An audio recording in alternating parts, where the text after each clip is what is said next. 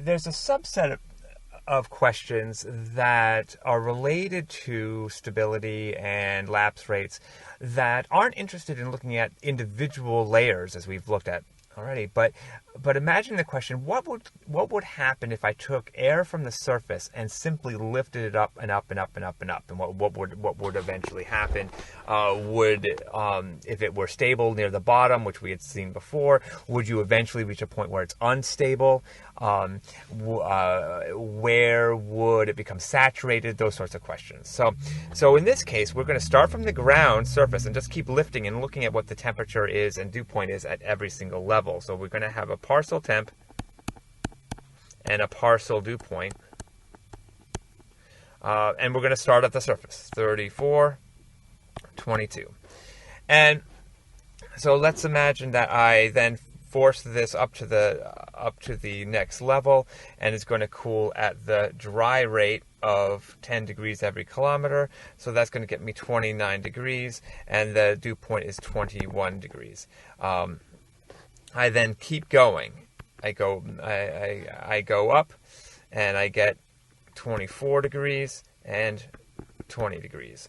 And as the dew point is going down at the dew point lapse rate of 2 degrees every kilometer, and we're going up half-kilometer steps, and when we're still not saturated, I keep pushing it up, and I get 19 degrees and 19 degrees. And at this point, this parcel is now saturated. So when you take a parcel from the ground and you lift it up, the point at which it becomes saturated is called the lifting condensation level, or LCL. And that's just the kind of abbreviation for that. And that is simply the height at which you get saturation if you lift a parcel up from the surface all the way up.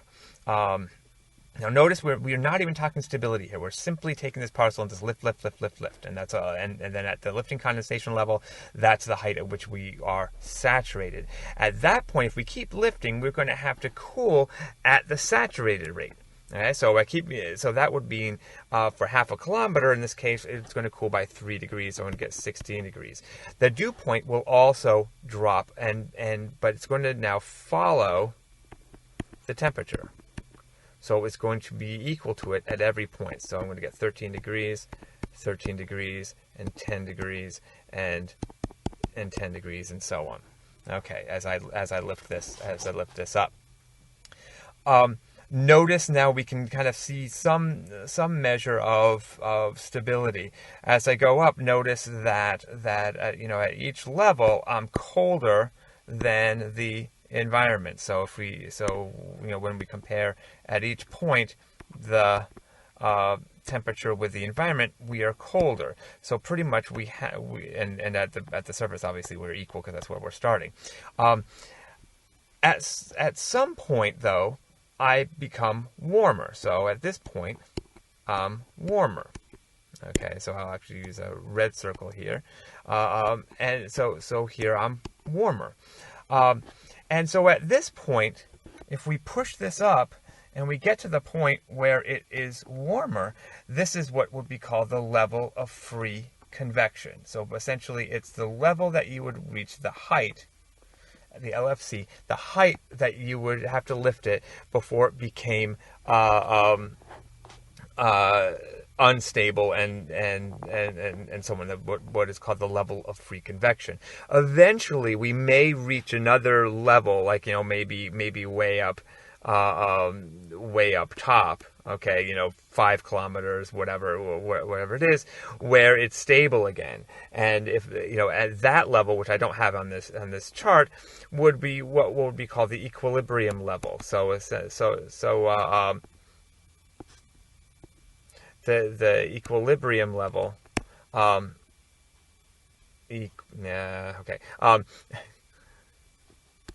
equilibrium. There we go. The equilibrium level is essentially where it's stable again. Again another height at which it's stable again. And so those are the kind of the three concepts when you're dealing with lifting from the surface, going all the way up. Now, what would happen is if we had essentially air that was being pushed over a mountain. So essentially we have winds coming in, they hit the mountain, pushes the air up, and then we reach the top of the mountain, and then it descends. So what's going to happen, and let's imagine that the top of the mountain is at 3 kilometers. So our mountaintop is at 3 kilometers, and we are now going to sink it back down to the ground. So I'm going to, again, have a parcel temp and a parcel dew point, and it's going to be taken, say, from the very top of the mountain, which again here is 10 degrees and 10 degrees. I've just copied what is at the top, but now this air is going to sink. It's going to go down. When it sinks, it warms. Even though it's saturated, once it's warming, there's no condensation, which means that there's no offset to the dry rate. And so we're going to warm at the dry rate. And the dew point is going to increase at the dew point rate. And so as we're sinking, we're actually going to be warming. So we go from 10 degrees to 15 degrees to 20 degrees. The dew point is going to warm at the dew point rate, which is, again, every 2 degrees every kilometer, or 1 degree every half. So that'll be 11 degrees, 12 degrees, and so on. And if we bring it all the way down to the surface again, so over the mountain, then we end up with 25 degrees, 30, 35 degrees, and 40 degrees. We have the dew point being 13, 14, 15, and 16. And we can compare what are the dew point and temperature like on the ground on one side of the mountain versus the other side. And what we can see is on the first side of the mountain, it is cold and humid, more humid than on the other side, and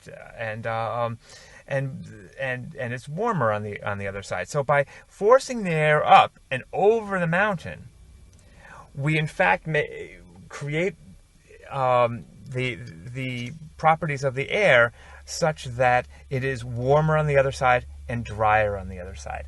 This is the reason why you have say cities on each side of a mountain range, and one city tends to be cooler and have a lot more precipitation and the other one tends to be clear.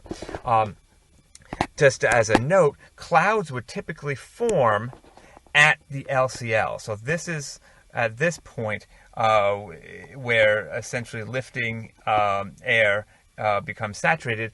At that point, that's where clouds would form. And so what we have is on one side of the mountain where we have the lifting air, we get cloud formation, and on the other side where we have sinking air, we do not have cloud formation. So essentially rising air corresponds with cloudy, falling air corresponds with clear in this case, and we can see this. So those are all the concepts with respect to lifting from the surface all the way up and over.